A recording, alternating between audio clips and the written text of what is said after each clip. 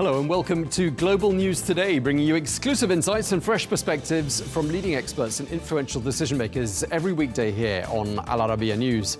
I'm Tom Burges Watson. Coming up on today's programme, 4 days since the fall of Syria's former President Bashar al-Assad, shops begin reopening, people return to work, and the dust is settling across the country. We examine the daily reality for the Syrian people.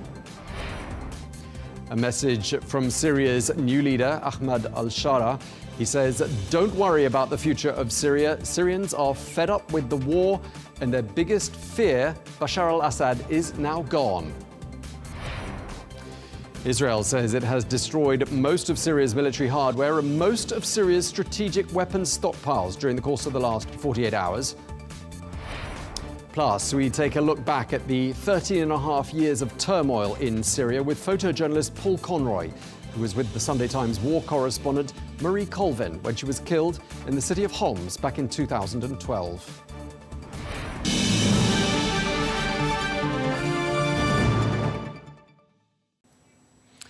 Hello and welcome to the programme. 4 days have now passed since the fall of the former Syrian President Bashar al-Assad, who ruled the Arab nation for nearly 25 years. With him gone, calm appears to be settling over the capital, Damascus, and people are now returning to the markets in the Souk al-Hamidiyeh and on the streets of Damascus. Homegrown NGOs are helping to clean up the city.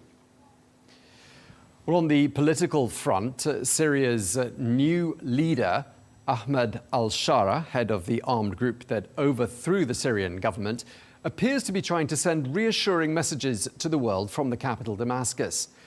He's urging foreign governments not to worry about the future of the country, stating that Syria was, quote, not ready for another war. He has also further emphasized that the real source of fear had been the Syrian regime, which is now gone. Plus, he's pointing to the fact that Iranian militias and Hezbollah had been another source of concern. Well, for a quick political recap for the benefit of our viewers, Syria's opposition forces, led by the country's new leader Ahmed al-Shara, have appointed Mohammed al-Bashir as the transitional head of government.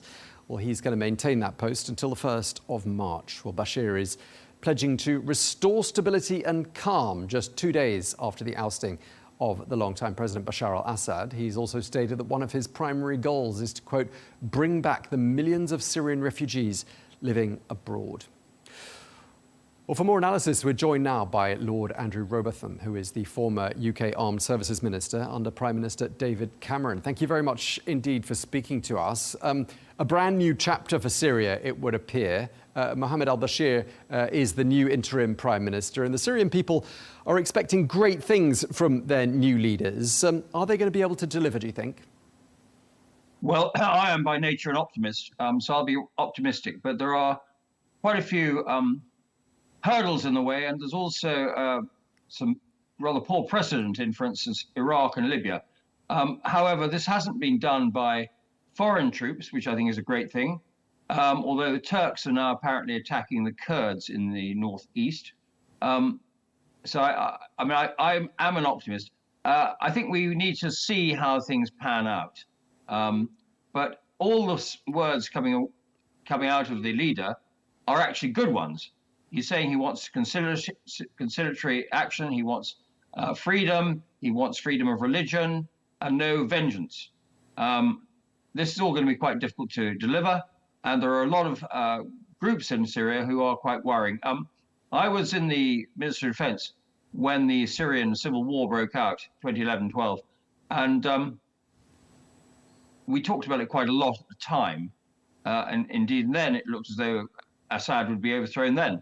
But I am quite optimistic. The people of Syria are very tired of the war, very tired of repression. So I hope they won't now fall upon each other, be they Alawite or Christian or Shia or Sunni or whatever they may be. I hope they won't fall upon each other. I hope they'll all live relatively in harmony, in freedom, and live their own lives without interference from others. So clearly some enormous challenges for the new leadership. I mean, what would you say are the top priorities for these new leaders presiding over a country that's been in the hands of one family for more than half a century, that's currently in many places in ruins? Well, I think first of all they have to establish law and order, and it appears that the looting in Damascus may have ended, but they need to establish law and order, and that involves the police and indeed, to a lesser extent in Syria, the people that were in the armed forces. I mean, I'm not quite sure about that because I think most have been rounded up or fled. But the police who were served, of course, Assad, need to be kept in place until they are proved to be in some way criminals.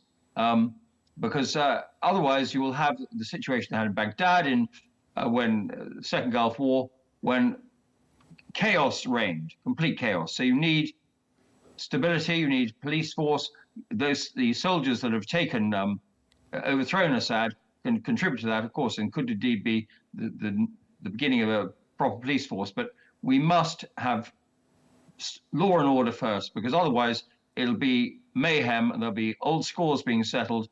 People won't be able to go about their business or lives properly. The new Prime Minister, al-Bashir, ran the Salvation Government in a small pocket of northwestern Syria. I mean, a lot of people will be asking, does he have the right credentials? I can honestly say I don't know anything about him. But look, if you've had one family in power, and the father was even worse than the son, frankly, if you know the history of Homs, how it was bombed to obliteration back in the 80s, I think. If you've had one family in power, two dictators, everybody has dirty hands because they had to survive.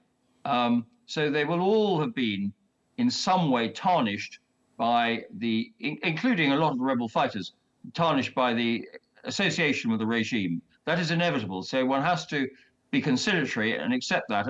I mean, there are analogies with 1945 in Germany as well, of course, where actually we took the police force, Hitler's police force, and they enforced law and order under the Allies who captured Berlin, of course. But this is better because actually it's not involving foreign troops, apart from possibly the Turks, which is a matter of concern if you're a Kurd. And another parallel with 1945 and Germany is, of course, Syria's finances. We've heard from the new Prime Minister. He said, quote, "We have no foreign currency, and as for loans and bonds, we're still collecting data. So yes, financially, we're very bad," he said. I mean, do you think the international community will help Syria, and with what sorts of conditions? Well, my first point was law and order. My second point would be the economy as a whole, so that people can live and just rather than just surviving. Will the international community help? I think the international community will want to help, but the condition will be that we're not helping a sort of Al-Qaeda proxy. And that is what I think the new leadership in Damascus realizes. Because actually, what we would like in the West is preferably democratic, but I think we should be aware of trying to impose that on people, but a free society and a free economy. So I think we should be helping there. I'm not sure what the attitude of the new leadership is towards Israel, but of course Israel definitely has a dog in this fight, as does Turkey. And it is partly because Israel has obliterated Hezbollah and Hamas to a large extent that this revolution has taken place. Indeed, and you mentioned international help and the sorts of conditions that could be attached. But I mean, the group in charge there in Syria, Hayat Tahrir al-Sham, is designated as a terrorist organization, not just by the UK, but I should add by the US, the EU, Turkey, and others. Do you think removing them from that list and removing that designation would be a step towards being better positioned to actually provide the help? Well, I think we'll have to see. But governments change, and governments change their minds. Don't forget, Archbishop Makarios was designated a terrorist in Cyprus in the 50s, and he went on to be Prime Minister of Cyprus. Mugabe, okay, he was a shocking man, actually, but he had been a terrorist beforehand. Nelson Mandela, a better argument, was a terrorist and was locked up for being a terrorist for planting bombs in South Africa, and became a figure of peace. So I think people can change, and I think if the government sees, I mean, I can't speak for this government, if the government sees decent policies put in place, then I'm sure that they will lift the prohibition on dealing with this group. Okay, so that's the international community and the support it might offer to the new leadership in Syria. But one country we haven't talked about is Russia, which has maintained a significant military presence in Syria for a long time now. And of course, Russia supported the administration of Bashar al-Assad and his father. Do you see the new leadership in Syria wanting to perhaps find a way to work with Russia, or do you think they'll want them out of their country? Well, I've never met these people. I think they'll want them out of their country because it was Russia that helped and launched a lot of the barrel bombs. I don't know whether they were involved in the chemical weapons that Assad used.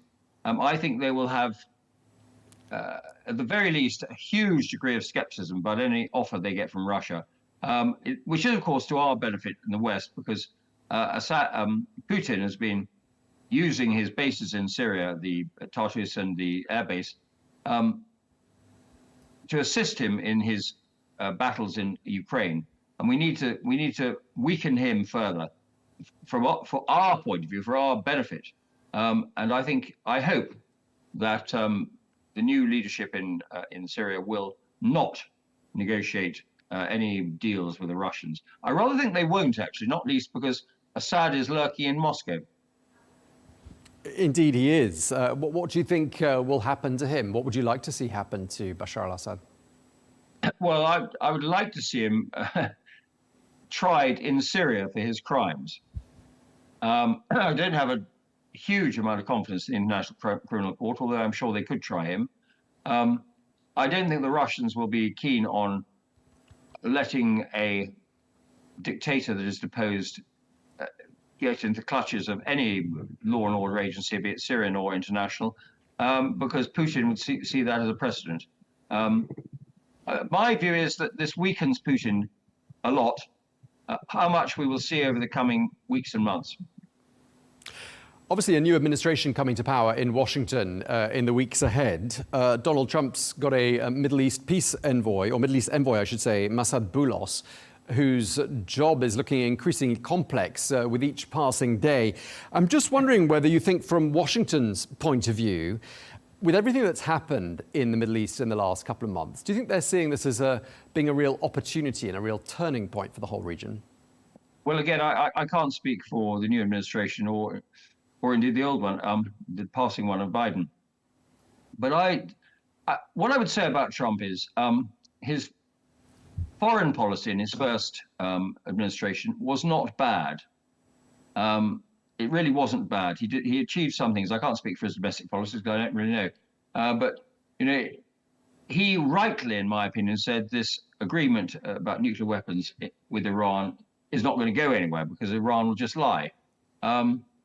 I think he will be pleased to see the Iranians kicked out of Syria, of course. I think he will be keen on seeing a new administration there, but he doesn't want America to get too involved. And I understand that. The last thing you want is foreign troops sitting in Syria becoming a target themselves, as happened in both Iraq and Afghanistan. And just lastly, we're going to be talking about this a bit more later in the program, but obviously Israel has a border with Syria and is watching the situation with considerable interest and is taking action preemptively. What do you make of the action being taken by Israel across Syria, and what do you think that says to us about how they view the new leadership there? Well, I suspect Israel is as wary as everybody else is of the new leadership. I mean, I hope they're optimistic too, but what they've been doing, I understand from media reports, is they've been destroying weapons dumps and things so that they don't fall into the hands of Islamist terrorists, of whom there are certainly a fair number in Syria. I hope they're not in the government, the new government of Syria, but I don't know. Just lastly, your thoughts as to where you see Syria heading to. What's your prognosis? Well, as I said to you earlier, I'm an optimist. I think that if this new regime turns out to be relatively small L liberal and allows people to get on with their lives and does not seek conflict, and they've said they certainly don't, with their neighbors, I think there could be a good outcome in Syria, which has labored under various foreign occupiers for years. I mean, the French were there, if you may recall, before the Second World War. And I think, things have been bad in Syria for a long time. So let's hope things get better. And I think we can only sit on our hands and watch. And I think humanitarian aid is of course useful if necessary, but in the long term, I think economic aid and support will. The Syrians are very enterprising people. It's a sweeping generalization, but a lot of them are very enterprising. And I think given the opportunity, they can make a go of their own country. Okay, well, thank you very much indeed for taking the time to speak to us, Lord Andrew Robathan. Thank you very much for your time.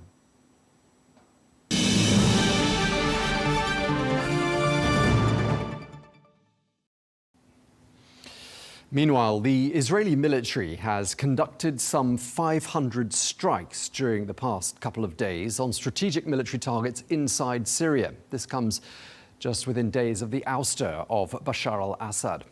Well, Israel has struck the ports of Al-Baida and also Latakia, where 15 Syrian vessels were docked. Well, in a statement, the Israeli Defense Minister Israel Katz said that the aim was to destroy strategic capabilities that could pose a threat to the state of Israel.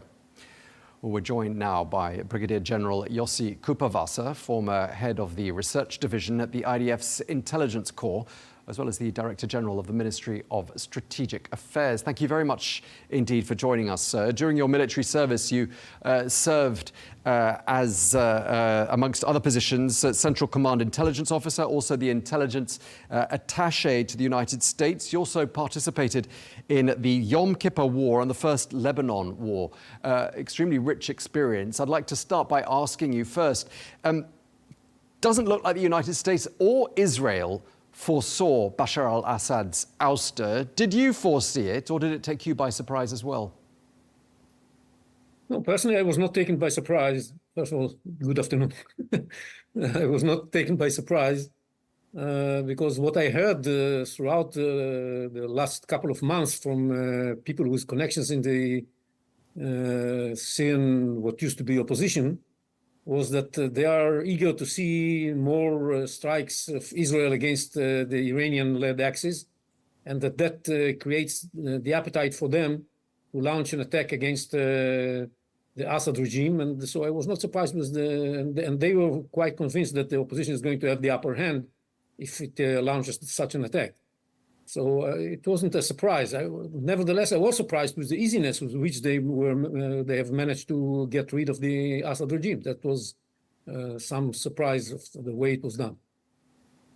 You've been quoted in the media as saying that what we've witnessed is the beginning of the fall of the Iranian axis of evil. So it seems that you think that the fall of Bashar al-Assad has got some pretty far-reaching consequences. For sure. I think that what we have done with Hamas and Hezbollah were steps in the direction of bringing about the collapse of the Iranian-led evil axis of evil. And the fall of Assad is actually putting an end to the dream of an axis, because Assad was critical for having the ability for the Iranians to act as if they have an axis. Now, without Assad, they cannot reach Lebanon, and this means that Hezbollah is going to witness and experience very difficult times in the coming months, and it's not going to be able to rearm and regroup. And everybody looks at Hezbollah now as very weak, and I think that they should expect more pressure put on them from within Lebanon and from Syria. So it's very bad news for Hezbollah, and they cannot reach Hamas either. And although Hamas has mixed feelings about what happened, but the Iranians cannot reach them as they used to in the past. And it's a very difficult situation for the Iranian axis. And I think Iran is in a state of shock with what has happened in 3 months, from dreaming about becoming the hegemon power in the Middle East, putting pressure on Israel to the point that Israel will be encircled and it will create the possibility of wiping it off the map. Now it's about the tables have turned, and it's about not only the ability to maintain the axis, which is already very deeply hurt, but also about the question of whether Iran would be able to sustain the Iranian regime is going to be able to sustain control of Iran itself. Sure. And I mean, as you say, an extremely surprising sequence of events these last 3 months, extremely damaging for Iran. But specifically on the question of Syria, the Israeli Prime Minister seems to be suggesting that Israel deserves some credit for the downfall of Bashar al-Assad. Do you agree with him? In the sense that Israel has created the conditions that made it possible for the opposition to launch the attack, yes, Israel played a role in it. I think that some credit should go also to the fact that the Russians were very busy with Ukraine, and to the fact that the Trump effect is already felt in the Middle East, and that Turkey should get some credit for the preparations they did with the opposition forces.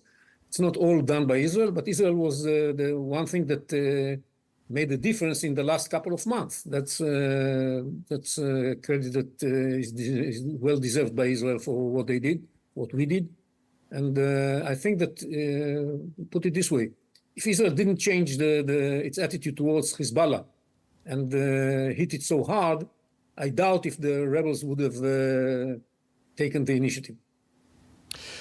I just want to ask you, I mean, obviously Israel has carried out, we gather, some 500 airstrikes during the last couple of days on Syrian territory. The Israeli journalist and diplomatic correspondent Amichai Stein is quoted as saying that Israeli officials were told on Sunday not to give interviews on the subject of Syria. And I'm just wondering why you think, well, first of all, do you think this is true? And if so, why do you think there's secrecy, or there was secrecy in the immediate aftermath of Assad's fall, surrounding Israel's view of these developments? Well, I don't know if it's true or not, but judging by what's happening on the ground, it looks as if it was true, because we don't see many officials ready to be interviewed on the subject. But I think that the principle here is that you never regret something you never said. So let's keep quiet and do the job, and let our actions speak for themselves. So what are your actions? What is Israel doing with this buffer zone in the area adjoining the Golan Heights? What's Israel up to here? Well, we are taking the necessary steps to protect ourselves against any kind of eventuality that can emerge in Syria. Nobody knows where Syria is going now. We can be optimistic and believe that the Syrian new regime will focus on improving the living conditions in Syria and providing full rights to the citizens of Syria, and finding a way to share the responsibilities between the different factions and the sects that comprise the Syrian people, and will really focus on having a better life for the Syrians. That is something that we all hope to see, and if it happens, that's wonderful. And Israel extends a hand for cooperation, as it did during the civil war, and we are ready to help. And as the Prime Minister said, if we see an extended hand from the Syrian side, we shall definitely come to their support. At the same time, we know that some elements within the Syrian new regime are extremists, and even though they are trying now to pretend that they are less extreme than they have been in the past, and it could be true, we have to judge them by their actions. Even though they do have some tendency to extremism, and we have to make sure that if this is the way they choose, if this is the path they choose, they won't be able to use the huge amounts of strategic arms that they could have put their hand on if they so decide. So we took the necessary steps first to protect ourselves along the Golan Heights by moving into the buffer zone. And the other move that we did was to eliminate the weaponry and the production capabilities of the Syrian that are on Syrian soils. And by that solve the problem. We have to remember, we still have this memory of what has happened in Libya after the ousting of Gaddafi, when the weapons arsenal that was there was delivered for all kinds of radical and extremist organizations around the Middle East, and caused a lot of damage to people of the Middle East. So I think everybody should thank us for depriving the radical elements in Syria from having the capability to own these weapons. Well, Russia doesn't sound very happy about what Israel is doing on Syrian territory, extremely angered by these Israeli strikes on Syria. And of course, Russia's got this military presence inside Syria with the port and the landing strip up in the north. I mean, there's a risk, isn't there, of a miscalculation by Israel and hitting some of Russia's assets. What would happen if that were to occur? This is not going to occur. First of all, we have very good coordination for many years with the Russians just to make sure that we don't hit their forces. And we tell them in advance that when we carry out an attack, well, it's in the last minute maybe, but enough time to avoid friction with the Russians. And anyhow, they are leaving Syria, and, so it's not a problem. And the fact is that we conducted hundreds of sorties of airstrikes in Syria in the last couple of days, and there was no problem with the Russians. So I don't think that they have to worry about that. They don't like that potential allies of them are going to not be able to take control of these weapons, but they will overcome it. The Supreme Leader of Iran has accused the United States and Israel of conspiring to overthrow Bashar al-Assad. What do you say to that? It's of course baseless, and Israel was not a party to these decisions by the rebels. These rebels are closer to Hamas than they are close to Israel, or at least some of them. The Hayat Tahrir Sham and some other groups within the Syrian opposition that led the attack are friendly with Hamas and not with Israel. So it's ridiculous. And definitely the United States has nothing to do with it either, in my mind.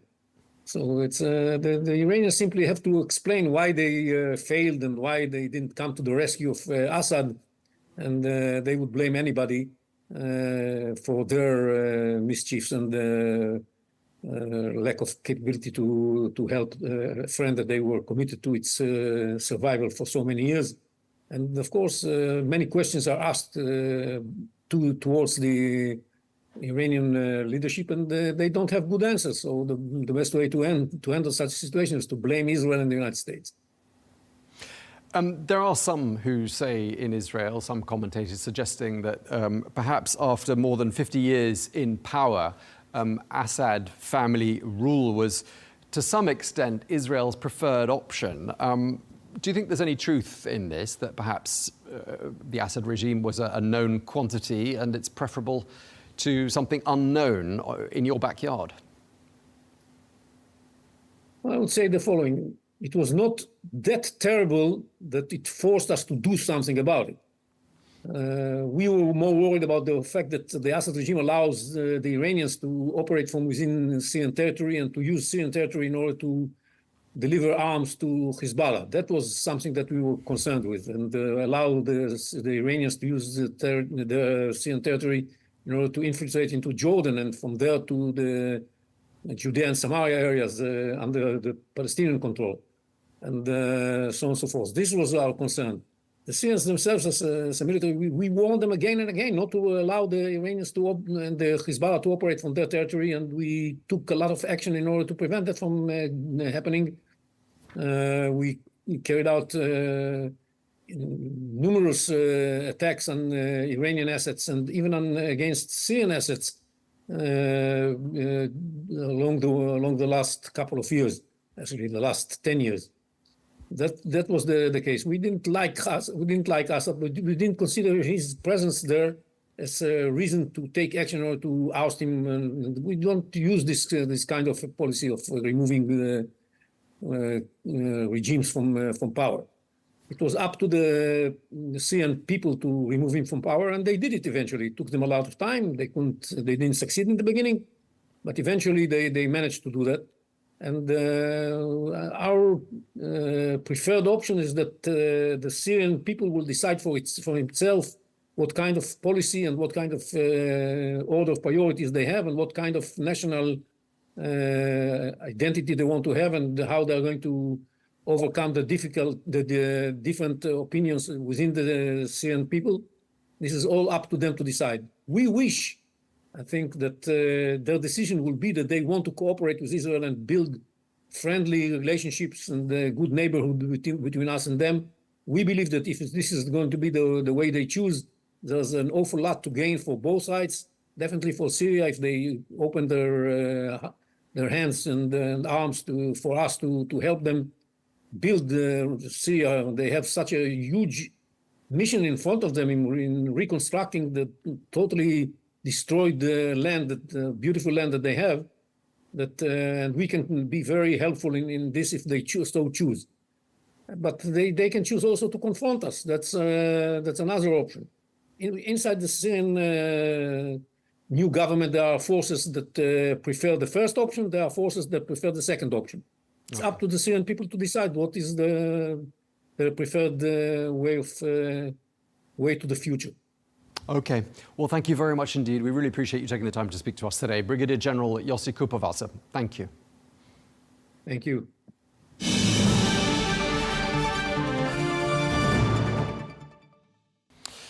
Now we're going to turn our attention to the journalists who have documented the turmoil in Syria over the years. Well, our special guest today is the renowned war photographer Paul Conroy, who gave us a front row view of the Syria civil war in 2012 through his camera lens. Well, Paul is with us today to reflect on the fall of Bashar al-Assad more than 13 years after the Syrian government severely injured him and killed his colleague, the veteran Sunday Times reporter Mary Colvin, and the French photographer Remy Ochlik. This in Baba Amr, on the edge of the Syrian city of Homs. Paul, thank you very much indeed for being with us. Many of us have been taken by surprise at events in Syria, especially the speed at which they unfolded the last few days. What's been your reaction to what's happened there during the last 10 days or so? Equally as surprised, I think. Everyone who's been involved in Syria, reports from there, was watching with interest because of Russia's situation and Hezbollah's situation, the Iranian issues with Israel. But I don't think any of us really saw this coming and happening so fast. I'm in Odessa at the moment, and I'm kind of going through 4-hourly power cuts. And over the last few days, it seemed like every time I got back online to get more information, another city had fallen. So I'm as astonished, but I'm as pleased as anyone can be, you know, for the Syrians, after 54 years of Assad family rule, to have that, throw that yoke off. I can't really put it into words how happy I am for them. And as you watched these developments unfold and you saw the opposition forces making progress in Aleppo, then in Hama, then in Homs, did you find yourself having to manage your own expectations in case this was another false start? Absolutely. You know, we've seen over the years, you know, rebel events. I think it was 2016, 17. It looked like the regime may fall, and then the Russians stepped in particularly with their air force, and managed to push back the tide. So yeah, it's certainly in the early days. You know, Aleppo going was a huge shock. You know, it was like, wow, that is a major gain. And I kind of thought that maybe they'd consolidate their positions in Aleppo, and then it would be a grinding push down the road, you know, quite savage. But then, you know, we saw them kind of almost get Aleppo and then immediately move on to Hama. And as they advanced, your expectations and hopes grew. But there was also a part saying, be careful, you know, we didn't know if the regime were going to make a big stand at Hama. But then Hama went, and then Homs, you know, which is of particular interest to me. Homs became the focus. And that's when that's when the nerves really kicked in because of mine and Maria's connection to Homs and what happened there. And then, you know, Homs, and then almost immediately Damascus. You know, it was I won't say comical, but I was just, what? You know, because I'd come out of a blackout and check my phone again and go, oh, Hama's gone, on the road to Homs. Stunning. Extraordinary events, as you say. Let's cast our eye back to the 22nd of February 2012 and stay in Homs. Just tell us What happened on that day? Well, the previous day to the 22nd, the situation had gotten so bad. A lot of the people who'd taken us in had been killed. A lot of the FSA guys who got us into Homs had been killed. And the media centre workers, the journalists and the activists who were reporting from this one media centre we were based in, you know, every time they went out, someone seemed to get killed. So it reached its peak of shelling, just 24-hour-a-day shelling. And that day, me and Marie had the conversation, and I said, I really don't see how we're going to be able to file another piece. You know, I think we've overcooked things. So let's do some TV interviews. Let's, you know, show the world what's happening now. We had access to a satellite link. So we did interviews with the BBC, Channel 4, and then finally with Anderson Cooper on CNN. And that was about midnight. And Marie told the story of a tiny baby who died from shrapnel wounds to the stomach. We kind of went to lay down in the back room, small back room, the media centre, with the intention of getting up and going back to the field hospital the next day. But about 6 a.m., two huge explosions rocked the building, which woke everyone up. Everyone was asleep on the floor. There were about 20 people in there. And then, say, 30 seconds later, another 2 shells landed. And at this point, I was ex-artillery, British artillery, so I understood fire patterns and what was happening. And they were walking shells into the media centre, towards the media centre. 30 seconds later, what I expected to happen happened. Something hit the back of the building, and then something hit the top of the building, and there was just chaos at that point. And then I think it was the 3rd shell. Marie and Remy Oshlik, a French photographer, were making for the door. They got just by the door, and the shell landed just outside and killed them instantly. I didn't fall over, but something had hit me, and I kind of checked myself and put my hand on my leg, and my hand just went straight through my leg and came out the other side. And I knew my tourniquet had been blown up as well, all the medical kit. So I just wrapped a scarf around and made a makeshift tourniquet. And then they kept shelling for about another 15 minutes then. And eventually they grabbed me from in the rubble, pulled me back inside the building because the front of the building had gone at this point. And then they took me, you know, and threw me in the back of a truck and took me to the field hospital where Dr. Mohammed, an amazing doctor who'd stayed in homes to treat people, he kind of patched me up and got me stabilised. I mean, it's an incredibly traumatic experience that you went through, an extremely tragic one as well, because you lost, as you said, colleagues of yours that you work with, notably Marie Colvin.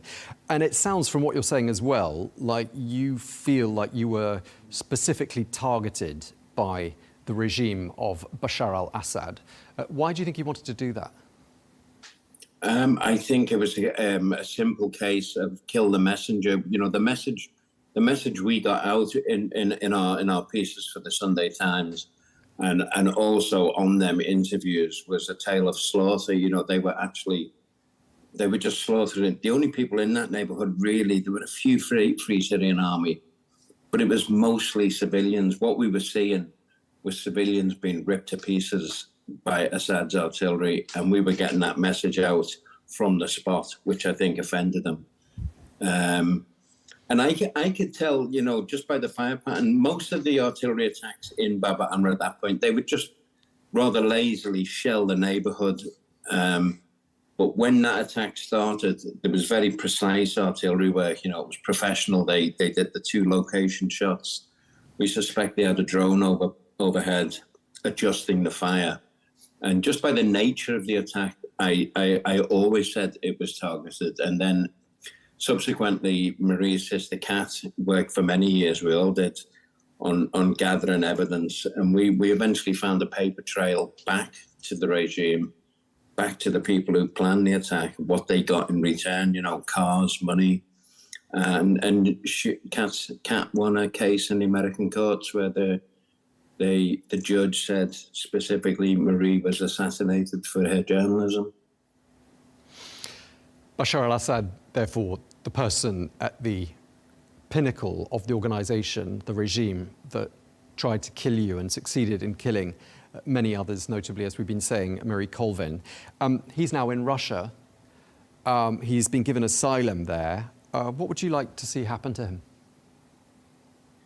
I think, one of the biggest things that myself and every Syrian could possibly want is some form of accountability. We hoped, but we knew it was a bit of a faint hope that he would, he's not the kind of character who would do a last stand in Damascus. The odds were always on that he'd escape. But of course, with hopefully with more evidence gathered once they get into the government buildings, and certainly the Muhakhbarat and the secret services, there's a lot of evidence out there. In an ideal world, international arrest warrants, and then in a perfect world, see him in a dock. I think that would be the biggest gift to the Syrian people, for justice to be seen to be done. Let's talk a little bit more about Marie Colvin. You had a really close working relationship with her. She had a really formidable reputation, didn't she? 'Cause she lost an eye during a grenade attack in Sri Lanka in 2001, hence the eye patch that was sort of so iconic, a signature sort of feature when you think about her. Just tell us, what was she like?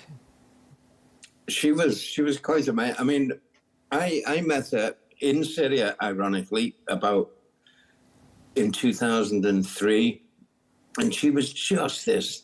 I just tried to break into Iraq by making my own boat, and she found out about this. I got captured and arrested and eventually released, but she found out about this, and I was just, first time I met her, I was sat in a bar at the hotel in Syria, and she just came in. She just stood there silhouetted by the door, really cinematic entrance. And she was just stood there and went, "Who and where is the boatman?" And I kind of, into me, and she just wrote them. She went, "Marie Colvin, Sunday Times, can I buy you a whiskey?" And I was like, "Yes, you can." But she was a force of nature, and I loved what we did. Marie and her journalism was very much people focused, and focused on the people who more often than not have the least say in any war situation, which is women and children. So that was always our focus when we worked together. She really, there are experts who talk about the military situation and the weapons being used, and that is a form of journalism. Marie was very much get me to the families, get me to the people, and that's why we were in Baba Amra. That's why we were in that part of Homs, because there were 25,000 women and kids there, and that's what she wanted. And pretty much nothing would stop her. We crawled through a 3 mile long sewer tunnel to get into Homs. That was how dedicated she was to the story. Force of nature. Yeah, I mean, a force of nature is how you describe her. Other people who worked with her said, she was not necessarily always the easiest person to work with, and that was also probably by her own admission as well. But it sounds like you really managed to hit it off. She used to give people the slip quite often. If it wasn't working, the foreign desk would get a call saying, "I've lost her, she's gone," and she'd send them one way and she'd go the other way. So yeah, it was a relief that we got on so well, because we spent a lot of time in situations like that, and we had the same dark humour, which helped. What do you think should make of what's happened in Syria these last few days? I think I wouldn't be sitting in Odessa if Marie was with us now. I would be long ago on the way there. I think it would be bittersweet. Of course, she would be elated to see the Syrian people taste freedom. I think the bitter part of it would be seeing Assad slope off to Russia. That would grate on her nerves. You say that Bashar al-Assad tried to silence the media, tried to silence you. He failed to silence you. But one of the techniques he used was he had this team of propagandists who peddled a very different narrative about what was happening in Syria. Some of them were foreign. One was British, notably, another Canadian. They're still at it, actually. I've been looking at their Twitter feeds. But how effective do you think they were in distorting people's understanding of the civil war in Syria? I think they were actually quite effective. And then, you know, can I name them? Because I know exactly who you're talking about. You know, Vanessa Beeley and Eve Bartlett and a couple of others really did pump out this pro-regime message. And as I always said, their objective was not to convince anyone of anything in particular. It was just to muddy the waters so much that people didn't know what was true. You know, and that's the, you know, we have a burden of proof as journalists. We have to, you know, stand by it, verify it, and you know, put your name to that. With these people who really did go full regime, their only job was to muddy the waters. And I used to get people back home who knew my history with Syria, who would say to me things like, "Are the white helmets jihadists?" And I would be annoyed, but I would be like, why do you even think that? You know, I've told you 1,000 times, you know, no. But these people did muddy the waters so much without any burden of proof. It was just keep pumping this river of bilge onto the internet, into the newspapers, and it was successful. I think, you know, it's been tried again here in Russia, and I don't think it's been as successful. I think people have seen through that now, but you know, the fact that they're still at it, I was looking at some of the things that she's been writing lately, and just astonishing how far they will go in the name of a bad cause. Indeed. We've got to let you go fairly soon. Just lastly, I want to ask you, you know, obviously events of 2012 are going to be with you for the rest of your life. Seems like you're going to carry on having really strong links with Syria moving forwards. Are you optimistic about the country's future? I am actually, and I'll tell you, I know there's a lot of people going, oh, what happens now? Yeah, what everyone has to remember is the Syrian people have had 54 years of brutal dictatorial rule. When they had the uprising in 2011-12, they were not standing there in Homs, in all of the major cities, calling for any form of draconian Sharia law. They were out there protesting. They wanted, you know, a liberation of the constitution, more rights to vote. They weren't after that. And I think if anyone comes in now, and I think, you know, the HTS have seen, they tried in Idlib with the hard line.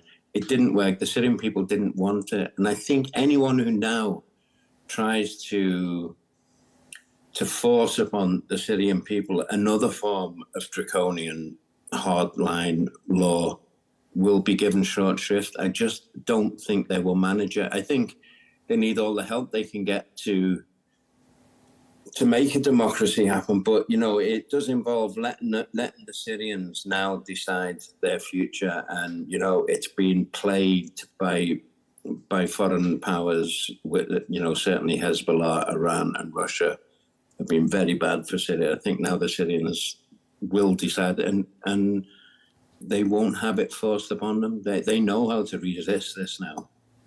It won't happen again.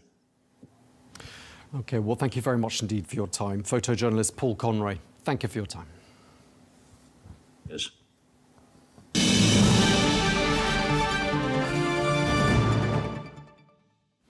That is all we have time for on Global News today. Thank you very much indeed for watching. Be sure to join us again tomorrow for more exclusive interviews. Until then, goodbye.